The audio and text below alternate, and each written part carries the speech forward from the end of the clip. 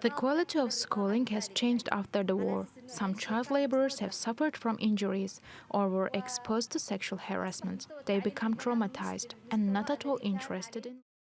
Raiman al Hamdani is a researcher for ARC Group and the Yemen Polling Centre. He joins us now from London. Thank you so much for joining us on the programme. So we heard there Save the Children's latest research has found more than 60% of children didn't return to the classroom last year after their schools came under attack. This is quite an alarming statistic. Just how dangerous is it for children in Yemen right now?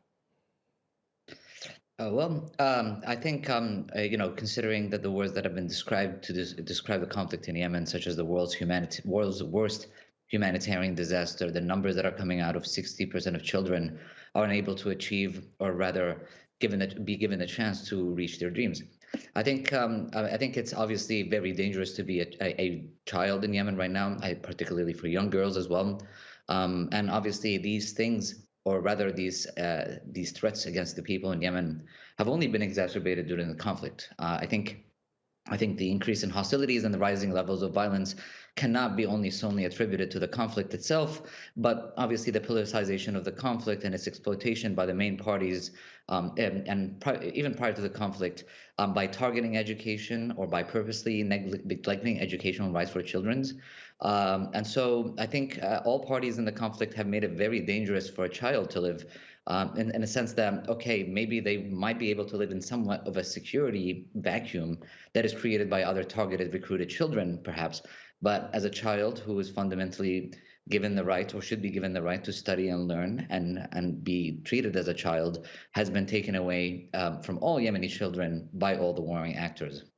Now, the war in Yemen, as we know, is now in its 7th year and there's still no end in sight. What needs to happen in order to bring about some sort of a truce or even a peace in Yemen? How can this war finally end?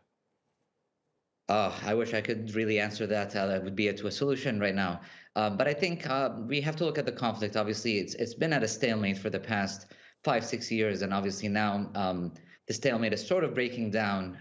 The What requires a conflict to end is obviously having some sort of one person or one actor having the upper hand in a conflict. And so therefore there can be some sort of settlement, there can be some sort of push and give, or push and take rather, for that. Yeah. And so at the moment right now, there's a stalemate between very different actors who are actually not fighting face to face.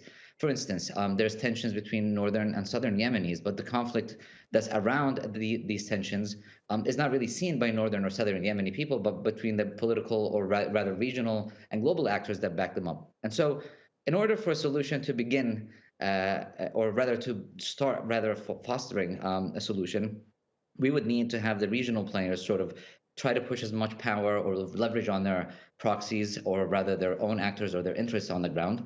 And the second thing is that we would need to have some sort of change on the battleground. I mean, right now, when we're talking about the city of Marib and its capture by the Houthis, we've been talking about this for the past year or two.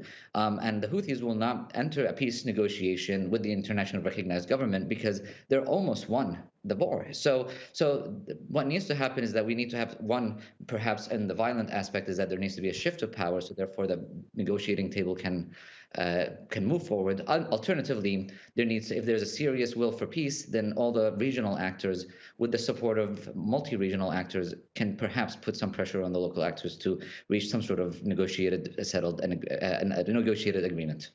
Okay, Raiman al Hamdani from ARC Group and the Yemen Polling Centre. We'll have to leave it there, but thank you again for joining us on TRT World.